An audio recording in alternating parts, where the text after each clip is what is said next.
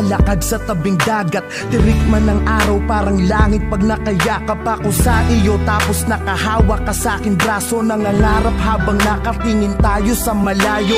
Ang dami kong hiling, ang dami kong gustong gawin, mga bagay upang pag-ibig ko'y lalo mong damdamin. Gusto ko yung ganito, yung hawak ko ang yung kamay magkaakbay.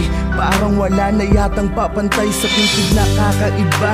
Nahatid mo sa akin, ako'y ganado pag ikaw ang kasabay kong kumain ng iyong halik na ang dulot ay ngiti na abot tenga. Kaligayahan na hindi kayang mabili ng pera. Di ko kayang isipin ang buhay nang hindi ka kasama. Naiisip ko pa lang ako'y parang maluluha. Nakatabi kita pero ba't ganito ang pakiramdam? Nalulungkot pa rin ako at labis na nasasaktan.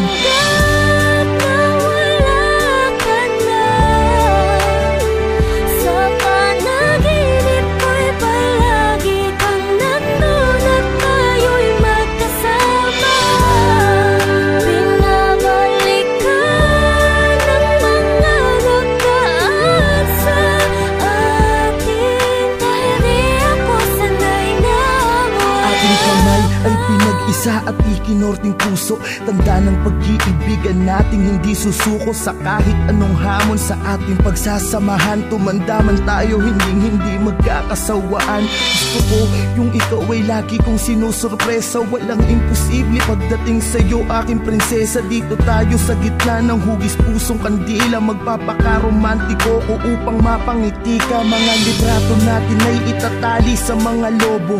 Kakantahang kita kahit medyo wala sa tono, maibadama ko lang kahit sa simpleng paraan kung paano kita mahalin at pahalagahan. Sinusumpa ko sa harapan ni Ama na sa lahat ng sandali at oras mahali-ingatan kita. Pero bakit ganito ang bigat ng pakiramdam? Nalulungkot ako, parang may problemang dinadamdam.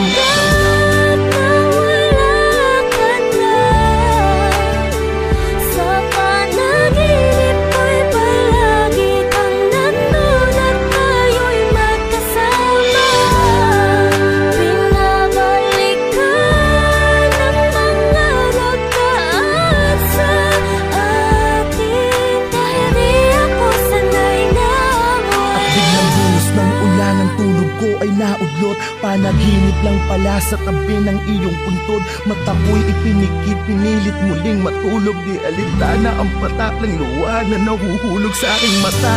Kahit basang-basa na ng ulan, hindi ko kasi alam kung paano pasisimula ng buhay nang di ka kasama. Sinanay mo kasi ko na laging masaya at ang araw ko ay kumpleto. Wala na akong kasabay magsipilyo, wala nang makulit.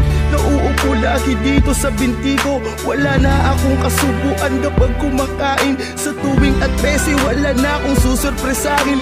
Wala na akong bibigyan ng bulaklak at yayakapin sa harapan ng mga taong pumapalakpak. Wala na ang babaeng habang buhay ko mamahalin. Lahat ng yan tanging sa'yo ko lamang kayang gawin.